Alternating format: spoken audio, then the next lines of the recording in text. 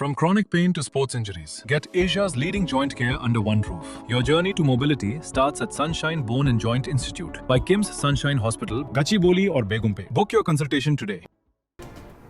తమిళనాడు సీఎంగా బాధ్యతలు చేపట్టాక తొలిసారి ఢిల్లీ పర్యటనకు వెళ్లిన విజయ్ ప్రధాని నరేంద్ర మోడీతో 20 నిమిషాల సేపు భేటీయ్యారు. చోళుల కాలం నాటి అమూల్యమైన అనైమంగళం రాగి ఫలకాలను నెదర్లాండ్స్ నుంచి అధికారికంగా భారతదేశానికి తిరిగి రప్పించడంపై ధన్యవాదాలు తెలిపారు.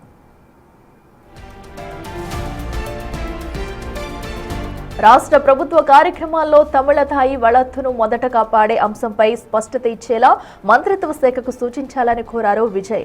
జాతీయ గీతం, జాతీయ గేయం రెండింటిని కలిపి ప్లే చేయాల్సి వచ్చినప్పుడు వందే మాతరంలోని 6 చరణాలను ముందుగా పాడాలని కేంద్ర హోంశాఖ ఈ ఏడాది జనవరిలో ఉత్తర్వులు జారీ చేసిన నేపథ్యంలో విజయ్ ఈ అభ్యర్థన చేయడం ప్రాధాన్యత సంతరించుకుంది. ఇక కావేరీ నదిపై కర్ణాటక ప్రభుత్వం నిర్మించ తలపెట్టిన మెఖేదాటు డ్యాంపై అభ్యంతరం తెలిపారు. ఈ ప్రాజెక్టు కావేరీ జల వివాదాల ట్రిబ్యునల్ తుది తీర్పుకు, సుప్రీంకోర్టు తీర్పునకు విరుద్ధంగా ఉందని తెలిపారు.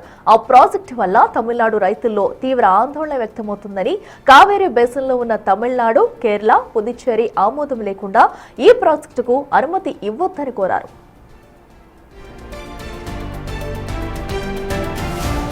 తమిళనాడులో డిఆర్డీఓ ఆధ్వర్యంలో సెంటర్ ఫర్ ఎయిర్బోర్న్ సిస్టమ్స్ విభాగాన్ని ఏర్పాటు చేయాలని కోరడంతో పాటు advanced medium combat air craft design and development సెంటర్ను ఏర్పాటు చేయాలని కోరారు. ఈ ప్రాజెక్టుల కోసం తమిళనాడు ప్రభుత్వం పూర్తిగా సహకరిస్తుందని హామీ ఇచ్చారు. తమిళనాడు మత్స్యకారులకు శ్రీలంక నౌకాదళం తరచుగా అరెస్టు చేస్తుందని, ఈ ఏడాది ఇప్పటి వరకు ఇలాంటి 12 ఘటనలు జరిగాయని, ప్రస్తుతం 58 మంది మత్స్యకారులు శ్రీలంక అదుపులో ఉన్నారని ప్రధాని దృష్టికి తెచ్చారు. మత్స్యకారుల పడవలను తక్షణమే విడుదల చేసేలా శ్రీలంక ప్రభుత్వంపై ఒత్తిడి తేవాలని కేంద్రాన్ని కోరారు. రాష్ట్రంలోని చేనేత, జౌళి రంగాలకు ముడిసరుకు కొరత నివారణకు చర్యలు తీసుకోవడంతో పాటు పత్తిపై ఉన్న 11% దిగుమతి సుంకాన్ని తొలగించాలని విజ్ఞప్తి చేశారు.